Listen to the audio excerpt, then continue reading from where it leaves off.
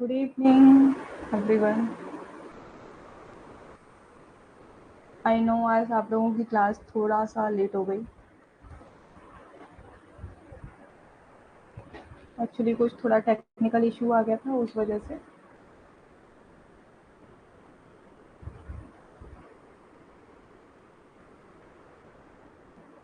एक बार कंफर्म कर दो कि आप सब लोगों को मेरी आवाज़ आ रही है।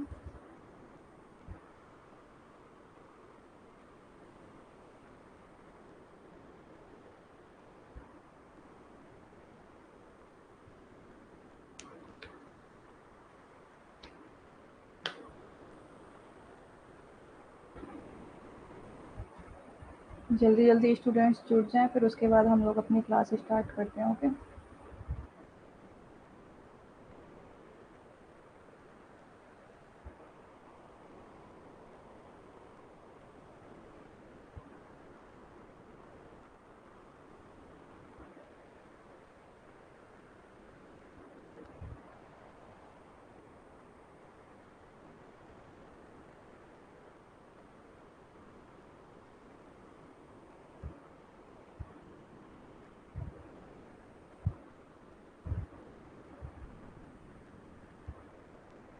देखो, गुड इवनिंग गुड इवनिंग।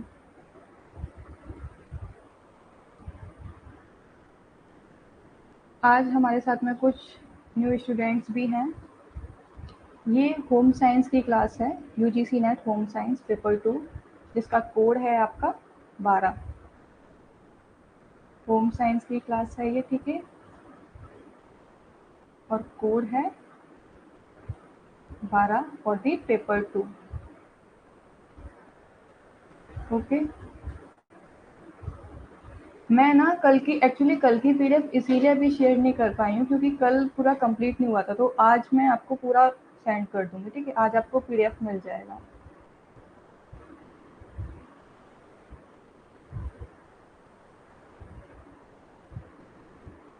आज मिल जाएगी आप लोगों को पीडीएफ। देखो, कल जो मैंने छोड़ा हुआ था ना, कल बहुत थोड़ा सा रह गया था, बस वही आज कंप्लीट करेंगे, फिर अपना नया टॉपिक आज स्टार्ट करेंगे। सो जो लोग यहाँ पे नए हैं मैं उनको बता दूं, आप सबका यहाँ पे स्वागत है मेरी होम साइंस की क्लास में। यहाँ पे हम पेपर 2 होम साइंस की प्रिपरेशन करते हैं for the UGC net. Okay, तो हम लोग अपना, आप लोग यहाँ स्क्रीन पर देख रहे होंगे कि ये क्या है। तो ये हम लोग अपना फूड स्टैंडर्ड्स पढ़ रहे थे, जिसमें से एक ही है हमारा ब्यूरो ऑफ इंडियन स्टैंडर्ड्स। ठीक है, अगर हम बात करें कि ये ब्यूरो ऑफ इंडियन स्टैंडर्ड्स होता क्या है, तो ये बेसिकली एक क्या है, बीआईएस सर्टिफिकेशन स्कीम है। ठीक है, इसके अंदर होता क्या है कि ये हमारे जितने भी स्टैंडर्ड होते हैं ना, फूड के जितने भी मानक होते हैं, उनको निर्धारित करते हैं। क्या करते हैं, हमारे स्टैंडर्ड को, फूड स्टैंडर्ड को निर्धारित करते हैं कि हमें किन किन बातों का ध्यान में रखते हुए अपने भोज्य पदार्थ का पैकेजिंग करनी चाहिए, उनकी प्रोसेसिंग करनी चाहिए, कौन कौन से रॉ मटेरियल यूज़ करें, किस क्वालिटी के यूज़ करने चाहिए। ये हमारा क्या है, बीआईएस के अंडर में आता है। ओके, जैसे सपोज करो हमारे बीआईएस के प्रोडक्ट जितने भी होते हैं उन पे एक मार्क होता है। वो कौन सा मार्क होता है, आईएसआई मार्क होता है। आप लोग देखोगे ज्यादातर ये किस किस पे देखने को मिलेगा, जैसे रेगुलेटर हो गया आपका, है ना, रेगुलेटर पे देखने को मिल जाएगा। वहीं अगर मैं बात करूं तो गैस सिलेंडर पे देखने को मिल जाएगा। यानी कि एक तरीके से हम लोग कह सकते हैं जितने भी हमारे किचन इक्विपमेंट होते हैं उन पर आपको आईएसआई मार्क देखने को मिलेगा। आईएसआई मार्क ये कौन डिसाइड करता है, ये बीआईएस के द्वारा निर्धारित किया जाता है। ठीक है, जिसमें हम प्रोडक्ट की जो भी, आप लोगों ने देखे होंगे फ्रूट प्रोडक्ट, भाई हर कोई मार्केट से फ्रूट प्रोडक्ट लेकर आता है, पैकेजिंग वाले फूड लेकर आते हो। उसमें हम देखो पीछे क्या है, ये सपोज करो हमारी पैकेट है। देखो मैं आईएसआई का मार्क भी आपको दिखाऊं, आगे होगा, ये रहा मेरा आईएसआई का मार्क। इस तरीके से मार्क बना रहता है कि नहीं बना रहता है आपके जितने भी फ्रूट प्रोडक्ट होते हैं। अगर मैं फ्रूट प्रोडक्ट की बात करूँ तो कौन कौन से फ्रूट प्रोडक्टों पे आपका रहता है आईएसआई मार्क, जैसे फ्रूट्स के जितने भी प्रोडक्ट हों उन पे, वेजिटेबल्स के प्रोडक्ट्स पे, स्पाइसेस यानी कि आपके मसालों पर,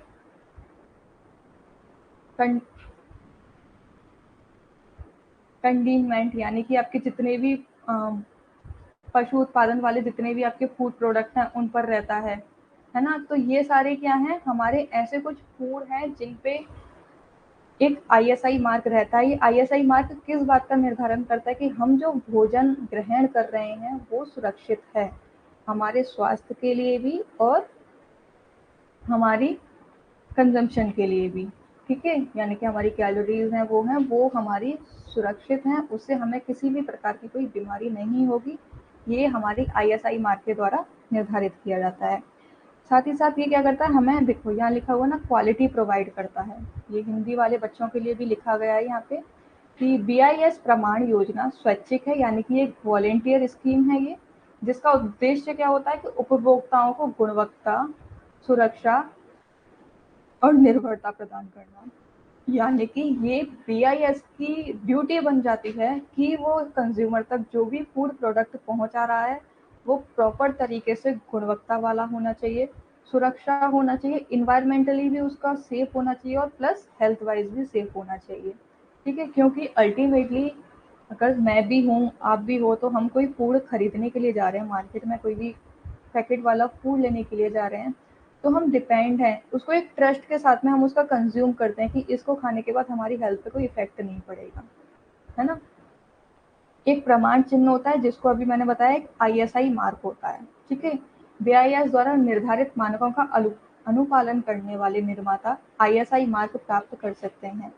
यानी कि जिन जिन जैसे फूड इंडस्ट्री वाले होते हैं, यानी कि शॉपकीपर वगैरह होते हैं, अगर वो एक फैक्ट्री खोलना चाहते हैं, सपोज करो, ठीक है, वहाँ पे किसी प्रोडक्ट की मैन्युफैक्चरिंग करना चाहते हैं, तो उनको मैन्युफैक्चरिंग करने के लिए, वहाँ का लाइसेंस लेने के लिए, अपनी कंपनी को एक नाम देने के लिए उनको बीएसआई द्वारा जितने भी मानक निर्धारित किए गए हैं उन सभी मानकों के तहत कार्य करना होगा, जिसके द्वारा उनको आईएसआई मार्क दे दिया जाता है, ठीक है। अब एक होता है हमारा एग मार्क। एग मार्क क्या है, कल जैसे हम लोग पढ़ रहे थे, एजी माने एग्रीकल्चर, मार्क माने मानक, ठीक है। ये कहाँ से आया, एग्रीकल्चर मार्केटिंग से इसको लिया गया है। जितने भी हमारे खेती किसान जो भी प्रोडक्ट उनको लेकर आते हैं मार्केट में, वो बहुत सारे होते हैं कि शॉपकीपर्स को दे देते हैं, कोई डील कर लेते हैं उनके साथ में। बहुत सारे लोग मंडी में जाके अपने प्रोडक्ट को सेल कर आते हैं, तो उसके लिए क्या है, एग मार्क। आप लोग अगर कभी जाओगे मंडी वगैरह में, कभी जाओगे तो आप बोरियां देखोगे फूड की, जैसे आलू की बोरियां हो गई, सब्जी की बोरियां हो गई, ये आप बोरियां देखोगे तो उनपे इस तरीके का क्या है, मार्क लगा रहता है। ये हमारा एग मार्क कहलाता है, जो भारत सरकार द्वारा निर्धारित किया गया है, ठीक है। इसकी ग्रेडिंग भी की जाती है, साथ ही साथ में ग्रेडिंग की जाती है, मार्केटिंग की जाती है। और ये एक्ट कब पारित किया गया था, 1937 में पारित किया गया था। ओके, इतना समझ में आया अभी तक।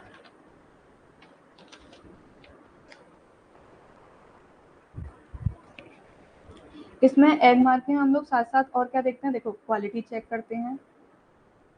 आप लोगों ने देखा होगा कि हम लोग मार्केट में जाते हैं, किसी अगर सुपर मार्केट में जाएं तो वहाँ पे डिफरेंट डिफरेंट वैरायटी के एक ही फूड रखे रहते हैं, लेकिन हर किसी की क्वालिटी अलग अलग होती है ना। तो जो बेस्ट क्वालिटी का होता है उसको हम लोग परचेज कर ले आते हैं, ठीक है। यहाँ साथ ही साथ क्या है, साइज देखा जाता है कि जो अप्रोप्रिएट साइज होना चाहिए वो है या नहीं है, साइज चेक किया जाता है।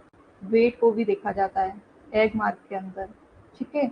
और अगर मैं बात करूँ तो कलर कंटेंट को भी देखा जाता है कि कलर किस तरीके का है। कहीं ऐसा तो नहीं है कि आप लोगों ने देखा होगा पके हुए फल जो होते हैं एकदम ब्राइट कलर के होते हैं, वहीं अगर मैं कच्चे फलों की बात करूँ या कच्ची सब्जियों की बात करूँ तो उनमें क्या है, ग्रीन कलर के वो ज़्यादातर होते हैं, ठीक है। ये हिंदी वाले स्टूडेंट्स के लिए। और ये है फ्रूट प्रोडक्ट्स ऑर्डर, जिसको हम लोग शॉर्ट फॉर्म क्या है जिसकी, एफपीओ। ये कब पारित किया गया था, 1955 में पारित किया गया था। कल वाले स्टूडेंट जिन्होंने क्लास अटेंड की थी, कोई मुझे बताएगा ये एफपीओ किसके अंदर आता है, कौन बताएगा मुझे।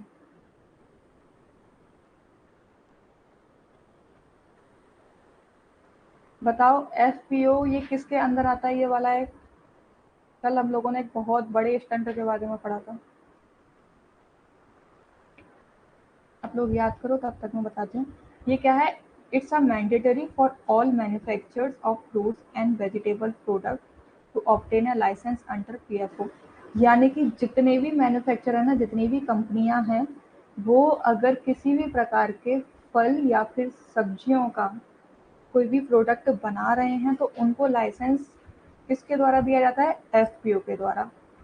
अब एफपीओ ये कहाँ से आया है? एफपीओ को भी अगर सहमति दी गई है, मान्यता दी गई है, तो वो दी गई है एफएसएआई। कल पढ़ाया था कि नहीं पढ़ाया था, ये भूल गए हो सारा का सारा। ठीक है, इसमें हम लोग, अगर मैं बात करूँ फ्रूट्स प्रोडक्ट्स की, तो कौन कौन से हो जाएंगे? हमारे फ्रूट जूस हो जाएंगे। आप लोगों ने देखा है ना कि पैकेट वाले जूस मिलते हैं।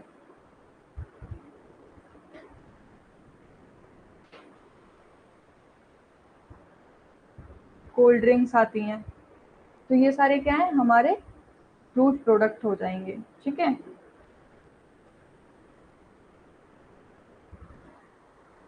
नहीं, ये पॉलिटिकल साइंस के स्टूडेंट्स के लिए नहीं है, ये क्लास होम साइंस के स्टूडेंट्स के लिए है। जिस भी स्टूडेंट का होम साइंस सब्जेक्ट है और यूजीसी नेट का एग्ज़ाम देना चाहता है, ये क्लास उन लोगों के लिए है।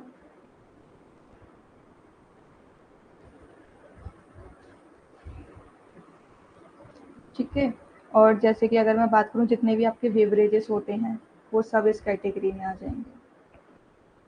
ठीक है, अब हमें, ये हम लोगों ने स्टैंडर्ड्स के बारे में तो पढ़ लिया, लेकिन हमें इनकी ज़रूरत क्यों पड़ी है? आईएसआई मार्क होना चाहिए, ये क्यों ज़रूरी है? तो इसके लिए ज़रूरी है कि कंटेनर्स एंड लेबलिंग रिक्वायर्ड, क्योंकि अगर हम कोई फ्रूट ले रहे हैं,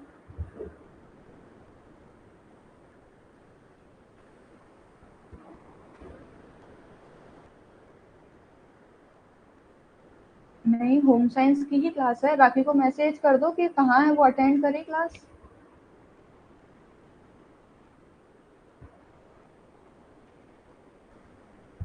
कंटेनर्स एंड लेबलिंग रिक्वायरमेंट, आज हमारे साथ में, आपको पता है स्टूडेंट्स, आज बहुत सारे न्यू स्टूडेंट्स भी हैं हमारे साथ।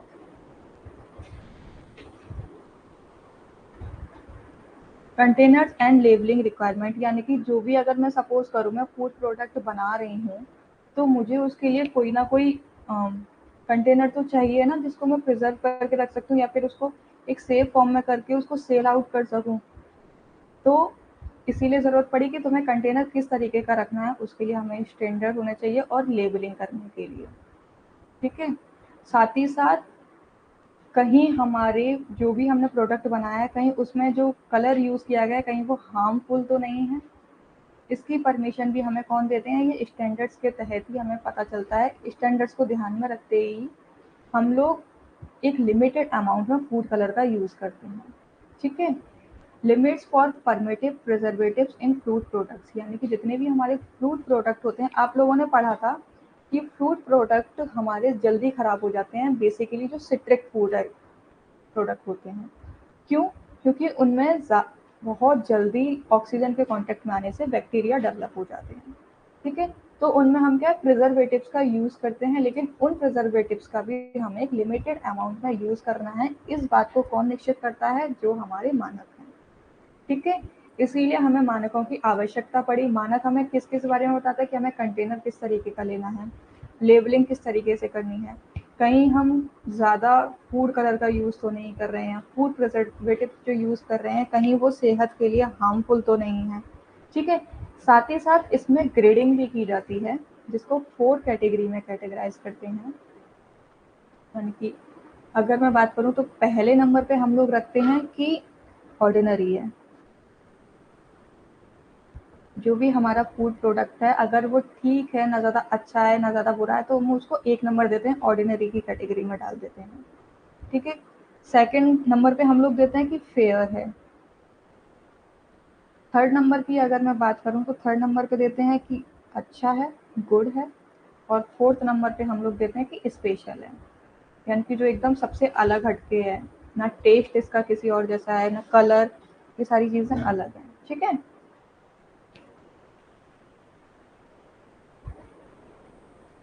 आज का जो हमारा टॉपिक है वो मेनली है माइक्रो बायोलॉजिकल फूड सेफ्टी, ये आपके पॉइंट ऑफ एग्जाम के पॉइंट ऑफ व्यू से इम्पोर्टेंट है। क्यों इम्पोर्टेंट है वो भी मैं बताऊंगी, क्योंकि PYQ में यहाँ से बहुत सारे क्वेश्चन पूछे गए हैं। ठीक है, किस तरीके के क्वेश्चन पूछे गए हैं वो भी आपके लिए आगे कंटेंट है।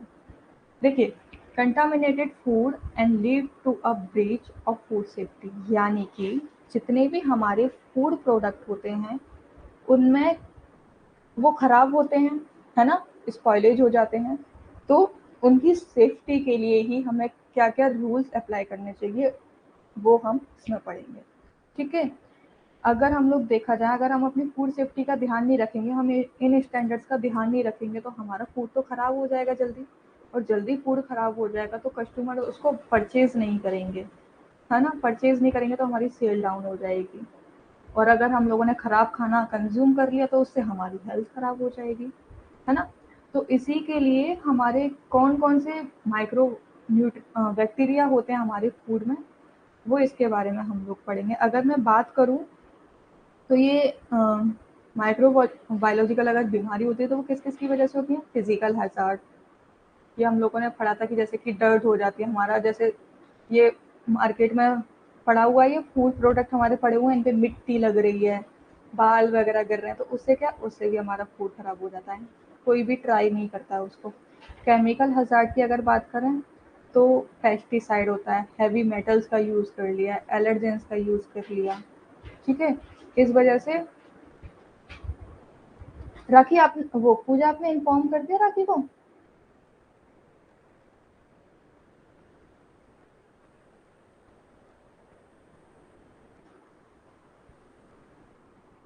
ठीक है, एक होता है बायोलॉजिकल हैजार्ड, यानी कि हमारे भोज्य पदार्थों को, गुड इवनिंग, कहाँ रह गई थी आज आप मोहतरमा, कैसे लेट पहुंची हो आज क्लास में?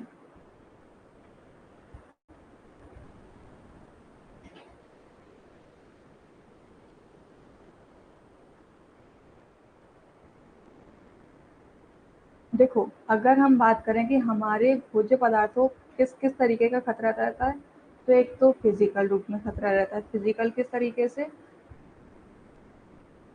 आज बहुत सारी आप लोगों की फ्री क्लास चल रही है ना, तो उस चक्कर में शायद कंफ्यूज हो गई होगी तुम। ओके ओके, तो अगर हम लोग फिजिकल हैजार्ड की बात करें तो किस वजह से, कि उनमें धूल मिट्टी लग जाती है, बाल वगैरह गिर जाते हैं। हाँ, मुझे पूजा बता रही थी कि आपका मैसेज आया है ऐसे। चलो कोई नहीं, फाइनली आप आ गई तो वेलकम यू।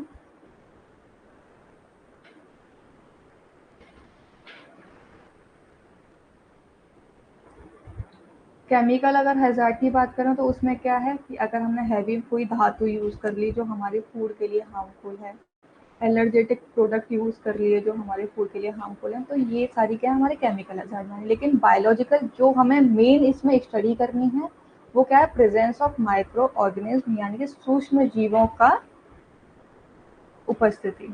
ठीक है, जैसे आप देख रहे हो ना, इस पे माइक्रोस्कोप पे बना हुआ है। अगर ये मेरा ब्रेड का पैकेट रखा हुआ है, ब्रेड रखा हुआ है यहाँ पे, तो उस पे फंगाई लगी हुई है। अब सामने से देखने को नहीं दिखेगी वो, लेकिन मैंने माइक्रोस्कोप से देखा तो वो मुझे दिख जाएगी। ये बीमारी किस वजह से हुई है, बैक्टीरिया किस वजह से उत्पन्न हुए, उस बारे में हम इसमें माइक्रोबायोलॉजी फूड सेफ्टी में बात करेंगे। ठीक है, अब आप लोग सोच रहे होंगे कि ये माइक्रोबायोलॉजिकल फूड है, इनको आइडेंटिफाई कौन करता है, इनकी टेस्टिंग कौन करता है? तो जो इनकी टेस्टिंग करते हैं हम उनको क्या बोलते हैं, माइक्रोबायोलॉजिस्ट। क्या बोलते हैं? माइक्रोबायोलॉजिस्ट। ठीक है, माइक्रोबायोलॉजिस्ट बोलते हैं जो क्या करता है, फूड इंडस्ट्री में क्या है, फूड की क्वालिटी को चेक करते हैं। फूड इंडस्ट्री में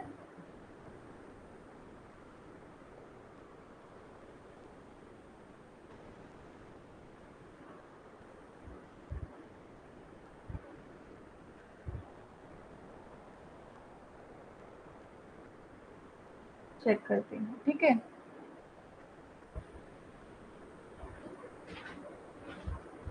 अब अगर बात करें तो क्या है, फूड की क्वालिटी देखते हैं। ठीक है, उसकी कंडीशनिंग देखते हैं, रॉ मटेरियल देखते हैं। कब कब देखी जाती है? रॉ मटेरियल के टाइम पे, जब वो बन रहा है उस टाइम पे, पैकेजिंग के दौरान, इन सब हर, यानी कि छोटे छोटे प्रोसेस पे, हर प्रोसेस पे इनको एनालाइज किया जाता है। ठीक है, और इन सबको अगर मैं बात करूं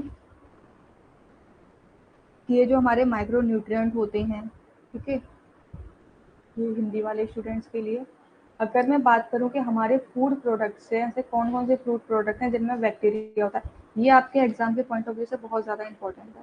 इंपॉर्टेंटली बहुत इंपॉर्टेंट है, इसको बिल्कुल भी मत भूलना, याद करना। जैसे ये टेबल है वैसे ही याद कर लेना, क्योंकि एग्जाम में कईयों बार इससे क्वेश्चंस आते हैं, कईयों बार। अगर मैं बात करूं कि हमारे किस किस फूड से हमें कौन कौन सा बैक्टीरिया होता है, कौन कौन सा बैक्टीरिया पाया जाता है, तो देखो हिंदी वाले स्टूडेंट्स के लिए भी तो कोई भी कंफ्यूज मत होना कि मैम हिंदी में आप नहीं लेकर आई हो, हिंदी में भी अवेलेबल है, ठीक है। अगर मैं बात करूं कि हमारे फूड प्रोडक्ट में कौन कौन सी माइक्रो न्यूट्रिएंट होते हैं, माइक्रो ऑर्गेनिज्म होते हैं, तो देखो जितने भी हमारे मीट प्रोडक्ट होते हैं उनमें कौन सा बैक्टीरिया पाया जाता है, टेनिया सोलियम। टेनिया सोलियम नामक उसमें बैक्टीरिया पाया जाता है, ठीक है। अगर मैं बात करूं जितने भी हमारे कैन प्रोटीन फूड होते हैं, जो डिब्बाबंद जितने भी हमारे पदार्थ होते हैं, उनमें कौन सा होता है, कोलेस्ट्रेडियम बोटोलेंस। कौन सा था, कोलेस्ट्रेडियम बोटोलेंस होता है। जितने भी हमारे क्रीम फूड प्रोडक्ट होते हैं, ठीक है, यानी कि जो क्रीम युक्त हमारे जितने भी पदार्थ होते हैं उसमें कौन सा बैक्टीरिया पाया जाता है, stay स्टेफोलेकस areas.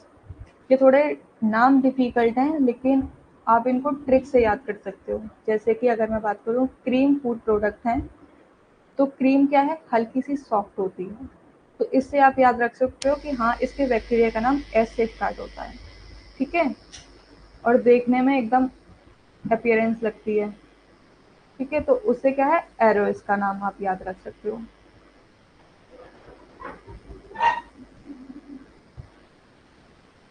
Okay, I will share. अगर वहीं हम बात करें कि दूध और दूध वाले पदार्थों में कौन सा बैक्टीरिया पाया जाता है जो हमारी सेहत के लिए हार्मफुल होता है, तो वो होता है स्ट्रेप्टोकोकस। देखो हिंदी में भी आप याद, हिंदी में भी आप इसके यही नाम है, लेकिन आप इनको देखो टुकड़ों में याद कर सकते हो, Taenia solium, Clostridium botulin, Staphylococcus aureus. I know ये नाम थोड़े साइंटिफिक हैं और आप लोगों को शायद याद करने में थोड़ी डिफिकल्टी होगी। टेनिया, चलो एक तरीके से हम थोड़ी इसकी राइम बनाते हैं, टेनिया टांग शुगर या मांस, ठीक है। कोलेस्ट्रेडियम यानी कि हमारा कोलेस्ट्रॉल बढ़ जाएगा अगर हम ज़्यादा डिब्बाबंद पदार्थ का यूज़ कर लें। कोल्ड ड्रिंक हम लोग धक धक धक धक पी जाते हैं, तो उससे क्या हमारी कैलोरीज ज़्यादा बढ़ जाती हैं, तो क्या हम उससे कोलेस्ट्रेडियम इससे याद रखेंगे, ठीक है। स्टेफिलोकोकस यानी कि मलाई यानी कि क्रीम युक्त जितने भी हमारे खाद्य पदार्थ होते हैं। स्टेफिलोकोकस यानी कि एकदम सॉफ्ट सॉफ्ट होते हैं, उससे याद रख सकते हैं। स्ट्रेप्टोकोकस यानी कि दूध या दूध वाले उत्पाद हो गए, और सल्मोनेला यानी कि अंडे मांस ये वाले जितने भी उत्पाद होते हैं उनमें कंफ्यूज मत होना सल्मोनेला में और सोलियम में, बहुत बार कंफ्यूज हो जाते हो सल्मोनेला और सोलियम में, इसमें कंफ्यूज होने की जरूरत नहीं है। सल्मोनेला याद रखना अंडे, और देखो नेला लगा है तो वहाँ अंडे है भाई, और लियम लगा है तो वहाँ शुगर मास है, ठीक है।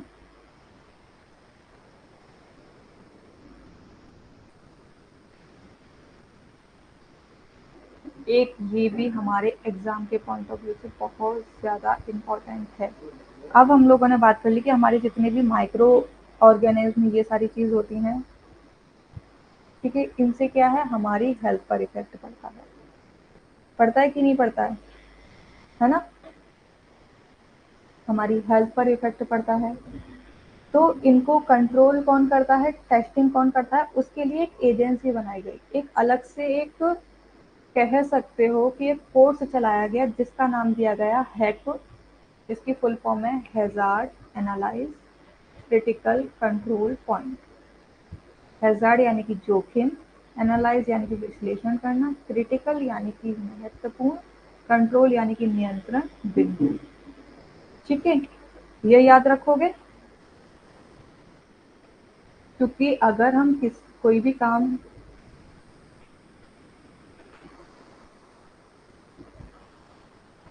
मैंने रिप्लाई दिया है बेटा, मैं कर दूंगी, शेयर कर दूंगी। एक्चुअली अगर आप लोगों को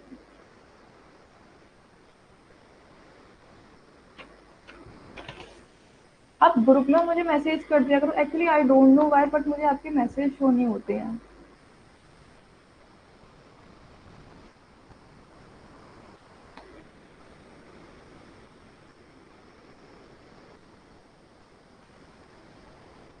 देखो, अगर हम बात करें hazard analyse critical control point की, तो ये क्या काम करती है कि ये तो आपकी फुल फॉर्म बहुत बार पूछी जाती है एग्जाम में, ये याद रखना। ठीक है, इधर सुन लो।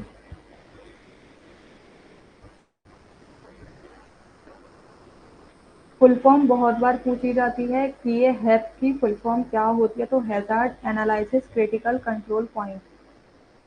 ठीक है, ये इसकी फुल फॉर्म होती है। और ये किसका पार्ट है? ये फूड सर्विस मैनेजमेंट का पार्ट है।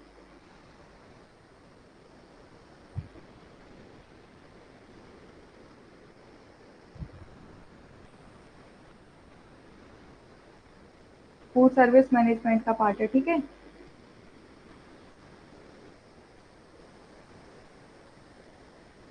अगर हम बात करें कि जो हम लोग माइक्रो ऑर्गेनिज्म की बात कर रहे थे, तो उसका उपकरण आप इसको एक तरीके से मान सकते हो। ये एक उपकरण के रूप में काम करता है। साथ ही साथ ये सर्टिफिकेशन कोर्स भी कराता है। ठीक है, यहाँ आप देख रहे हो कि हैप सर्टिफिकेट देता है, इंस्पेक्शन करता है, डिसीज के बारे में बताता है, माइक्रो ऑर्गेनिज्म के बारे में बताता है, मॉडिफिकेशन करता है, पॉइजनिंग के बारे में बताता है, स्टोरेज किस तरीके से करना है, हाइजीन किस तरीके से रखना है। ठीक है, क्या क्या खतरे हैं, किस तरीके से सुरक्षा रखनी है, ये सारी चीज़ें hazard analysis critical control point. Yes, ये इसकी फुल फॉर्म होती है और ये एग्जाम में बहुत बार पूछी जाती है। और ये हैजार्ड क्रिटिकल कंट्रोल पॉइंट किसका पार्ट है? ये हमारे फूड सर्विस मैनेजमेंट का पार्ट है। ठीक है, अगर मैं बात करूं इसकी, तो एक तरीके से क्या है, ये एक सिस्टमेटिक अप्रोच है। यहाँ पे पूरे साइंटिफिक तरीके से काम किया जा सकता है। ठीक है, देखो, अगर ये इसकी फुल फॉर्म है, ये किस किस के बारे में बताता है? डेंजर टू हेल्थ, यानी कि हैजार्ड की अगर मैं बात करूं तो हमारे स्वास्थ्य को किस किस बात का खतरा है, यानी कि कौन कौन से फूड हैं जिससे हमें खतरा है। ठीक है, मुझे लग रहा है आज आप लोगों का मन नहीं लग रहा है क्लास में। ऐसी ही बात है क्या?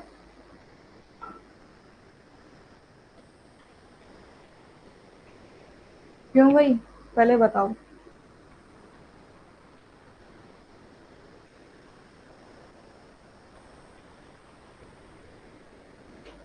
हम्म, तो देखो, अगर हम इसकी फुल फॉर्म देखें ना, हैप की, तो क्या है? हैजार्ड, हैजार्ड यानी कि खतरा, कि हमारे स्वास्थ्य को किस किस भोज्य पदार्थ से खतरा है जिसको हमें यूज नहीं करना चाहिए।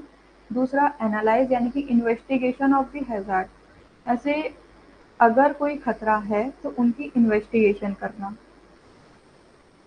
ओके ओके, राखी जी, डाउट होता है? डाउट नहीं होता है? अच्छा, हम करें? चलो, क्रिटिकल क्या है? यानी कि क्रूशियल और कंटामिनेटेड, यानी कि होता है ना कि बहुत ज़्यादा सीरियस कंडीशन हो गई है, वो हमारा क्रिटिकल वाला पॉइंट कहलाता है। ठीक है, अगर मैं बात करूँ कंट्रोल की, यानी कि जो भी हमारी समस्या उत्पन्न हुई है उसको किस तरीके से कंट्रोल करना है, वो हमारे कंट्रोल वाले पार्ट में आ जाएगा। पॉइंट वाले पार्ट में क्या आ जाएगा कि यानी कि जो भी हमने प्रोसेस किया, जो भी हमने एक्शन लिया कंट्रोल करने के लिए, वो हमारा किस स्तर तक ठीक हुआ, पूरी तरीके से वो ठीक हुआ या फिर थोड़ा बहुत ठीक हुआ।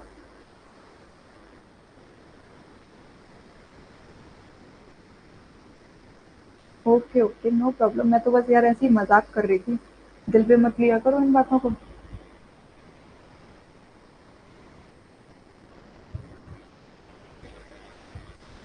ठीक है, तो समझ गए, हैप हमारा एक साइंटिफिक सिस्टम है जो किसके अंदर आता है?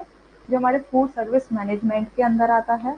ठीक है, जिसमें हम देखते हैं कि हमारे फूड की क्वालिटी किस तरीके से है, जो उसकी प्रोसेसिंग हो रही है वो ठीक हो रही है या नहीं हो रही है। ये सभी चीज़ें हमारी इसके अंदर आ जाती हैं। यानी कि आप समझ रहे हो, पहले हम लोगों ने स्टैंडर्ड की बात करी कि स्टैंडर्ड होते हैं हमारे हर फूड के, है ना? फिर उसके बाद में माइक्रो ऑर्गेनिज्म होते हैं। अच्छा जी, मक्खन लगा लो अब आप हमें। ठीक है, तो क्या है माइक्रोबायोलॉजिकल, उसमें कौन कौन से बैक्टीरिया होते हैं उस बात की बात करी। लेकिन इनको कौन अब टेस्ट करेगा, तो उसके लिए अलग से एक डिपार्टमेंट रखा गया जिसका नाम दिया गया है, ठीक है, जिसको हम लोग क्या बोलते हैं, हैजार्ड एनालिसिस क्रिटिकल कंट्रोल पर। पता है आज का जितना मटेरियल है ना वो आपके एग्जाम के पॉइंट ऑफ व्यू से बहुत ज़्यादा इंपॉर्टेंट है, तो इसको मिस मत करना। Thank you for the compliment. अच्छा, तो बहुत दिनों बाद ये सुनने को मिला है मुझे, नहीं उस दिन भी आपने बोला था, याद है मुझे। तो चलो अच्छा है, मुझे देख के आपको पढ़ाई में मन तो लगा रहेगा। मेरी साइड से भी बहुत बड़ा वाला दिन आपको। ठीक है, ये हमने इसकी फुल फॉर्म पढ़ ली कि यानी कि किस किस स्टेज पे क्या क्या काम होता है हमारा।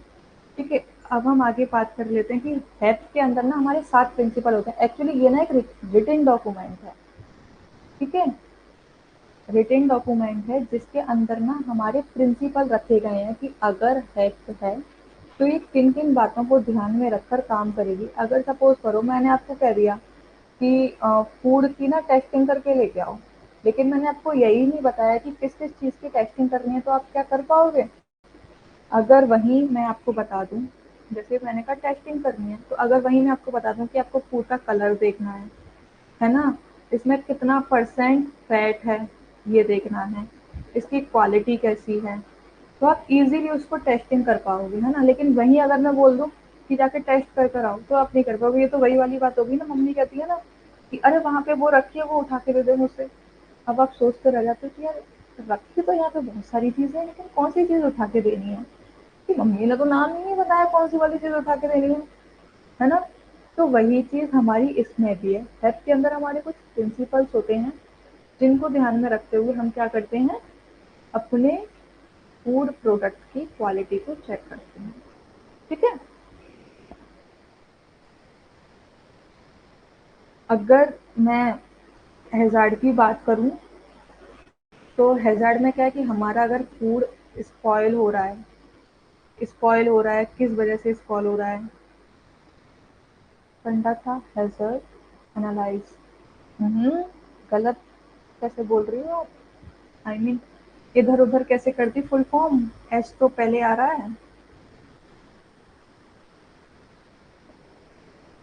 अच्छा, इसको ऐसे याद रखना, हैप की याद ना रहना तो हप से याद रखना।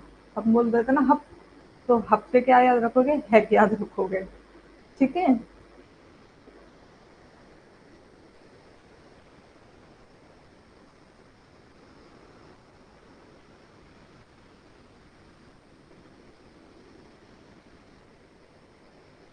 जिसमें अगर हम लोग बात करें कि हमारे किस वजह से हमारा फूड प्रोडक्ट खराब हो रहा है, स्पॉइलेज की वजह से खराब हो रहा है, या फिर ज़्यादा देर तक हवा में रखा रहा है उस वजह से खराब हो रहा है। फिर हम लोग एनालाइज करेंगे कि यानी किस किस किस किस सोर्स की वजह से खराब हो रहा है, यानी कि ऐसी कौन से कारण है जिस वजह से खराब हुआ, ये पहचानेंगे। क्रिटिकल, यानी कि कहीं ऐसा तो नहीं है कि हम, जैसे हम लोग खुले में आटा रख देते हैं, ठीक है, कई बार हमारा आटा बच जाता है, हम उसे खुले में रख देते हैं। आप लोग देखोगे 3-4 घंटे बाद, अगर 1-2 घंटे बाद आटा हम लोग यूज़ कर रहे हैं तो हम लोग थोड़ा बहुत उसको यूज़ कर लेते हैं, उसमें स्मेल नहीं आती। लेकिन वहीं अगर हम उसे 3 से 4 घंटे या ज़्यादा टाइम तक उसको रखा रहने दें तो उसमें एक ब्लैक ब्लैक कलर का हो जाता है वो, है ना। हाँ,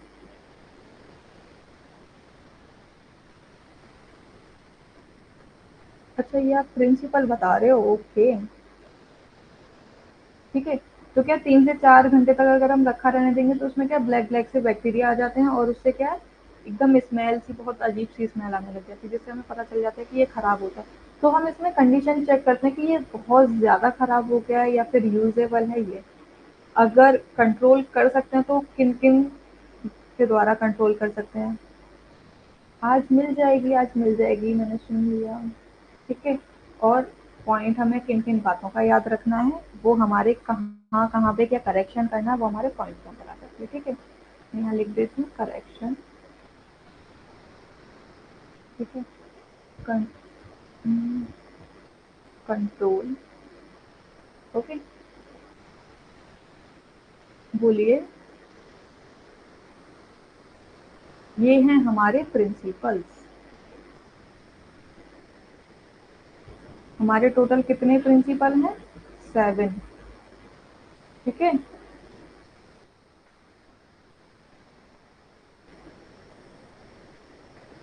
ठीक है, कितने हैं? 7 प्रिंसिपल्स हैं। अच्छा एक बात बताओ, अगर मैंने वो कोर्स नहीं कराया आपको और एमसीक्यू करा दूं, आप कर लोगे?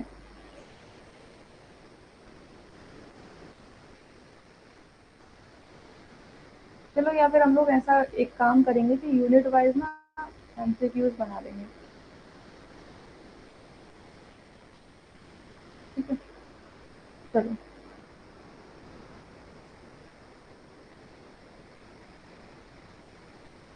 क्या है, हमारे 7 प्रिंसिपल हैं हेल्प के। वो कौन कौन से हैं? पहला प्रिंसिपल है हमारा कंडक्ट अ हैजार्ड एनालाइज, जो अभी पूजा जी ने कहा था। ठीक है, वही, यानी कि खतरे का विश्लेषण करना कि हमारा जो फूड है वो किस वजह से हमारा खराब हो रहा है, वो कौन कौन से सोर्सेस हैं जिस वजह से हमारा फूड है वो खराब हो रहा है, उसकी एक अलग से लिस्ट बनाना। ठीक है, ताकि हम पहचान सकें। अगर सपोज करो मैं जैसे अभी आटे का एग्जांपल दे रही थी, हमारा गूथा हुआ आटा है वो खराब हो जाता है। तो कईयों बार तो ऐसा हो जाता है कि हम उसको खुला छोड़ देते हैं, हवा में खुला छोड़ देते हैं। ठीक है, उस वजह से खराब हो जाता है। कई बार क्या होता है उसमें, कीड़े मकोड़ों की वजह से हो जाता है ना। और कई बार क्या होता है टेम्परेचर की वजह से हो जाता है, क्योंकि ज़्यादा गर्मी का मौसम होता है, आप कोई भी चीज़ बाहर रख दो तुरंत खराब हो जाती है। तो हम यहाँ पे ना एक टेस्ट करते हैं कि हमारा जो फूड प्रोडक्ट है वो किस वजह से खराब हुआ है। ठीक है, determine the critical control point यानी कि सीसीपी, महत्वपूर्ण नियंत्रण बिंदु निर्धारित करें। यानी कि जब हमने ये विश्लेषण कर लिया कि किस वजह से हमारा भोज्य पदार्थ खराब हो रहा है, उसके बाद में हम फाइंड आउट करते हैं। जब हमारा फाइंड आउट हो जाता है ना कि सपोज करो टेम्परेचर की वजह से हो रहा है, तो हम क्या करेंगे कि वहाँ पे उस पॉइंट को कंट्रोल करने की कोशिश करेंगे कि अगर ज़्यादा गर्मी हो रही है तो कूलिंग एरिया में हम लोग क्या अपने फ्रूट प्रोडक्ट को रखेंगे। ठीक है, उसके बाद क्या है, स्टेबलाइज क्रिटिकल लिमिट्स, महत्वपूर्ण सीमाएं स्थापित करेंगे।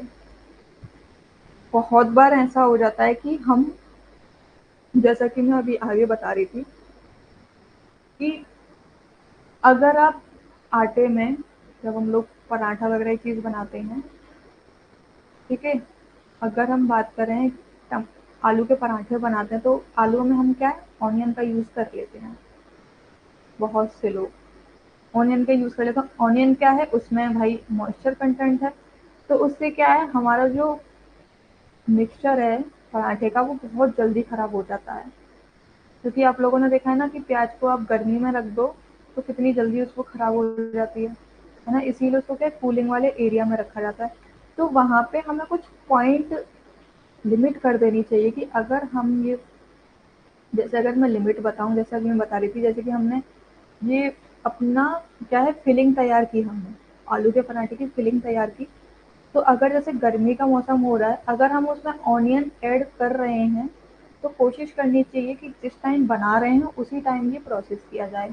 लेकिन अगर इसको ज़्यादा देर तक रखा जा रहा है तो वो चीज़ नहीं करनी चाहिए। हमें एक लिमिट कर देनी चाहिए कि ऑनियन का यूज़ हम ड्यूरिंग कुकिंग ही करें। अगर मैंने अपने जो मिक्सचर है उसमें प्याज मिला के मैंने एक दो, मुझे पराठे बनाने 1-2 घंटे के बाद, और मैंने ये मिक्सचर बना कर दिया पहले ही, तो उसमें क्या है वो खराब हो जाएगा, वो टेस्ट नहीं रहेगा। ठीक है, वो फ्लेवर ऐड नहीं रहेगा। तो उस वजह से हमें कुछ लिमिट्स रखनी होती है। जैसे अभी मैं लिमिट्स बता रही थी ना कि फूड कलर हमें एक मेजर कलर का हम लोग यूज़ कर रहे हैं, तो वो एक लिमिटेड क्वांटिटी में यूज़ करना चाहिए। लिमिटेड क्वांटिटी में यूज़ करना चाहिए, ठीक है। वहीं अगर हम लोग, ये तो 3 पॉइंट हो गए, चौथा है हमारा स्टेबलाइज मॉनिटरिंग प्रोसेस। जब हम लोगों ने अपनी लिमिट्स रख दी, तो अब क्या है कि हम अपने जो रॉ, यहाँ पे आप एग्जांपल ले लो रॉ का, यानी कि हमारा जो भी रॉ प्रोडक्ट है, उससे हम कोई फूड प्रोडक्ट बना रहे हैं, तो उसकी मॉनिटरिंग करना कि कहीं उसमें कोई गंदगी तो नहीं है, कंकड़ वगैरह तो नहीं है। लाइट गई, कोई बात नहीं, फ़ोन पे नहीं इफ़ेक्ट पड़ेगा, बस लिख नहीं पाओगे, ये हो जाएगा। अरे वाह राखी जी, आपको तो सारे पॉइंट याद आए।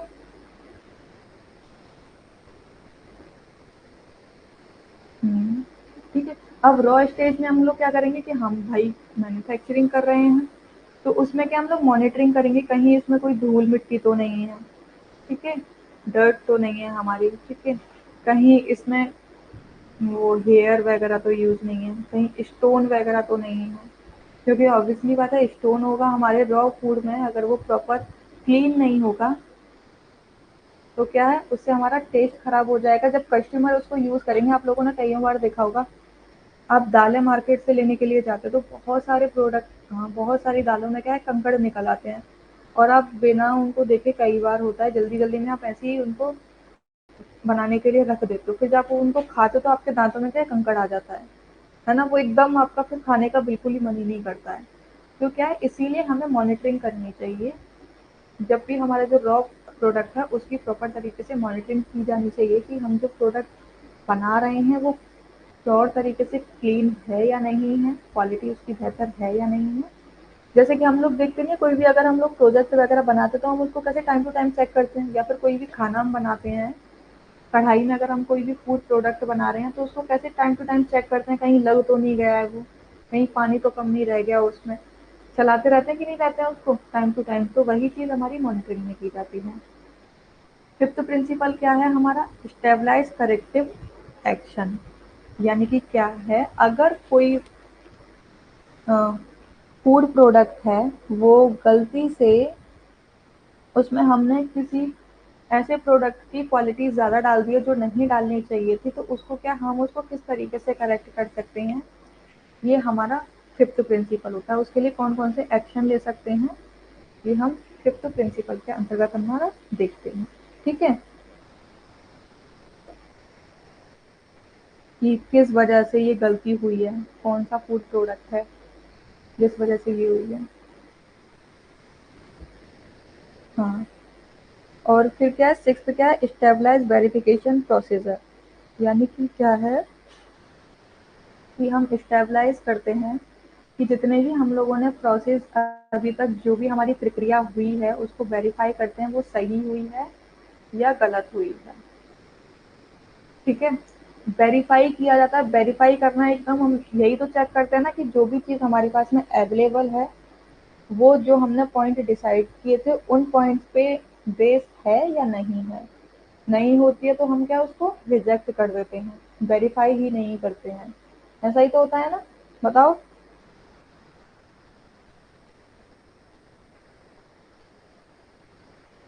ऐसा ही होता है ना, ठीक है।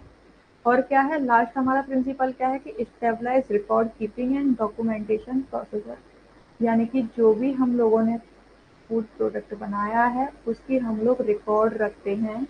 सपोज करो आज मैंने 4 किलो सब्जी बनाई है, ठीक है, तो अब मैं क्या रिकॉर्ड रखूंगी कि मैंने इसमें कितनी क्वांटिटी स्पाइसेस यूज़ किए हैं, यानी कि नमक मैंने कितना यूज़, सॉल्ट मैंने कितना लिया, ठीक है।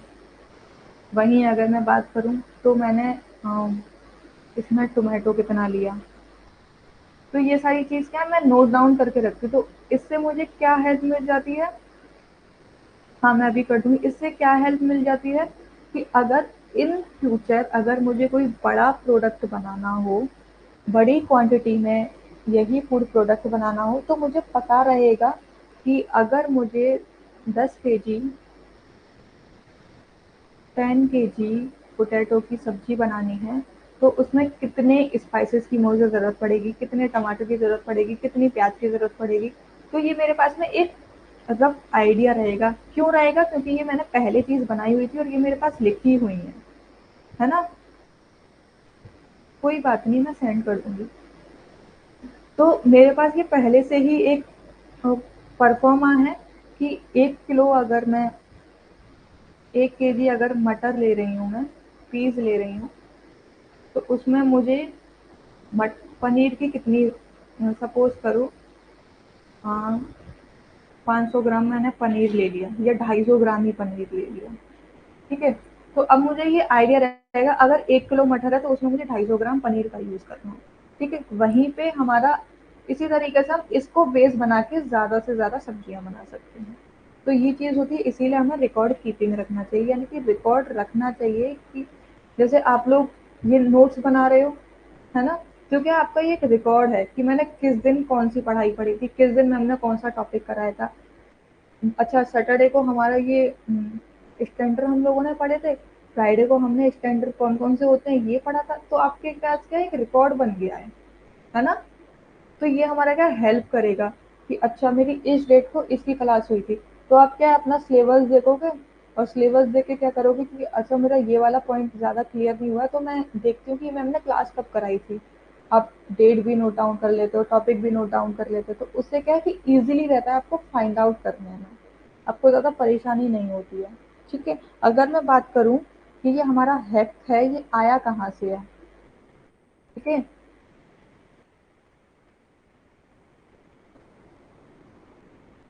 तो ये जो मेरा हैक है कहाँ से आया है, तो इसकी शुरुआत हुई थी हमारी पल्सवरी से। एक पिल्सबरी नामक कंपनी थी, 2 कंपनियों की है और एक नासा। पिल्सबरी ये मेनली बिस्किट वगैरह बनाती थी, बिस्किट कंपनी थी, ठीक है? और क्या है इसमें, कौन सहयोग करता है? नासा सहयोग करता है। इन दोनों ने मिलकर किसका निर्माण किया? ऐप का निर्माण किया, ठीक है? हेल्थ हमारा कहाँ से आया है? ये पिल्सबरी कंपनी ने और नासा ने मिलकर इसका निर्माण किया। किसके लिए निर्माण किया? क्वालिटी चेक करने के लिए, ठीक है?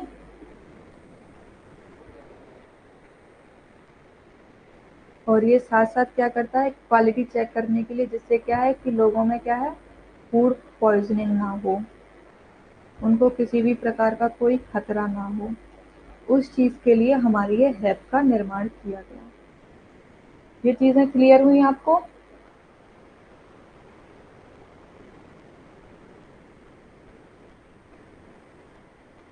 बताइए। तो आज हम लोगों ने क्या क्या पढ़ लिया? आज अगर हम बात करें तो हमने पढ़ा है, देखो,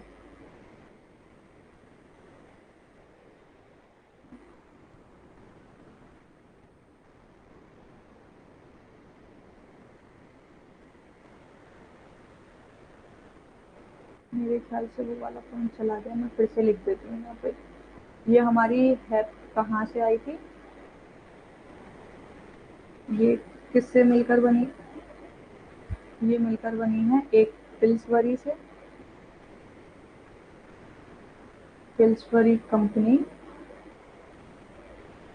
और प्लस नासा। इन दोनों ने मिलकर किसका निर्माण किया? हमारे हैप का निर्माण किया,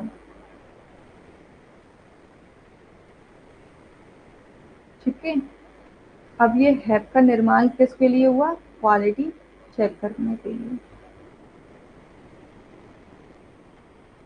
क्वालिटी क्यों चेक की गई? क्योंकि फूड पॉइजनिंग ना हो किसी भी कस्टमर को, ठीक है?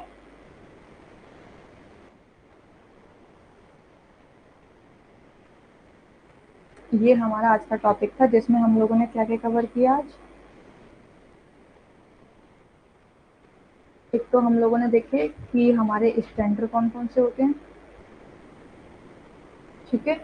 साथ ही साथ इन स्टैंडर्ड्स को कौन कौन वेरीफाई करता है, ठीक है? और हमने क्या पढ़ा आज? Microbiological, microbiological food safety. और उसके साथ साथ हमने क्या पढ़ा? माइक्रोबायोलॉजिकल सेफ्टी कौन करता है हमारा? है पिल्सबरी कंपनी और नासा ने किया, बिल्कुल। ठीक है, कौन करता है? हेल्थ। और माइक्रोबायोलॉजी में हमने क्या है? बैक्टीरिया और फूड पढ़े हैं, ठीक है, याद रखना। और हेप का निर्माण कौन करता है? नासा और पिल्सबरी। किसके लिए? हमारी क्वालिटी चेक करने के लिए। तो देखो ये सारी चीजें एक दूसरे से इंटर रिलेटेड थी, तो इजीली समझ में आ गई। समझ आया कि नहीं आई आज की क्लास, इतना बताओ पहले।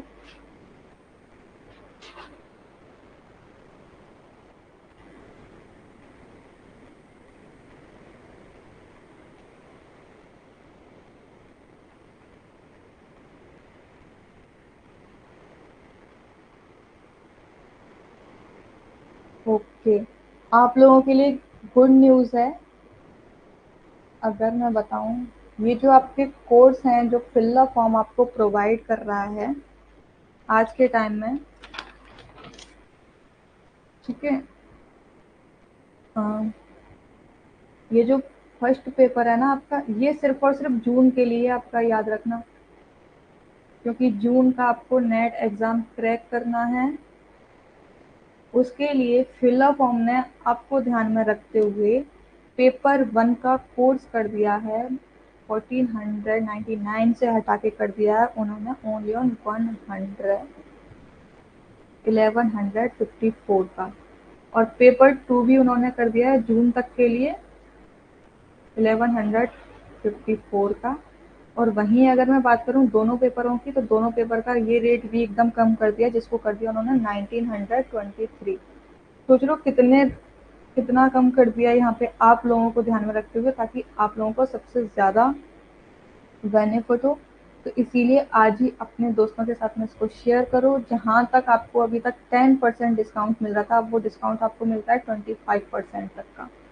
ठीक है, ज़्यादा से ज़्यादा लोगों तक शेयर करो, फिलअप फॉर्म आपको डाउनलोड करो और अपना नेट JRF क्लियर करो with the help of fill up form.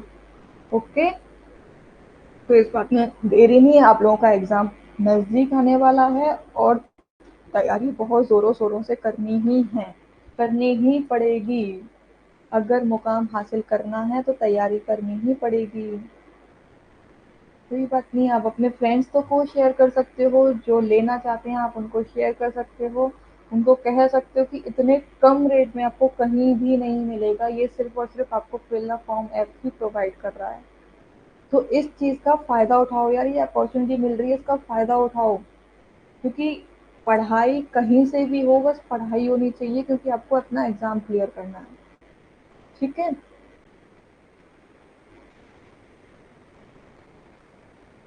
चलो ध्यान रखो सब लोग अपना, और एग्ज़ाम की प्रिपरेशन करते रहो। मिलते हैं मंडे को, तब तक के लिए मस्त रहो, पढ़ाई करो, मेहनत करो।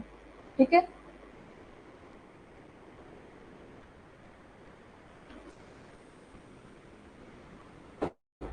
Okay, bye bye.